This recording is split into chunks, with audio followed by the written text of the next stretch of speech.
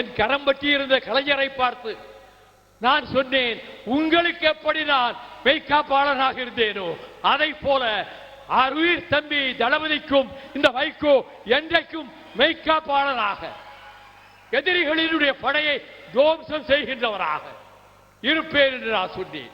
பெயர் RN ரவி, ஆளுநர். அவர் இந்த கோயில்களை காட்டி, ஆலயங்களை காட்டி அந்த பக்தி உள்ளவர்களை தங்கள் பக்கம் இழுத்து விடலாம் என்று மனப்பால் குடிக்கிறார்கள்.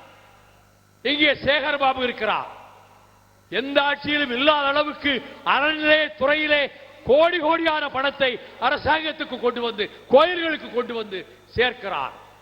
ஆபத்து வரும் என்று சொன்னால் தலை கொடுக்கவும் தயாராக இருப்போம்.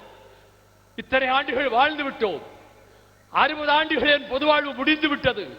இனி எவ்வளவு காலமோ எனக்கு தெரியாது. ஆனால் கடைசி காலத்திலாவது நிம்மதியாக இருக்க வேண்டும் என்று நான் சகோதரர் தளபதி ஸ்டாலினுடைய கரங்களை பற்றி கொண்டு இங்கே வந்திருக்கிறேன்.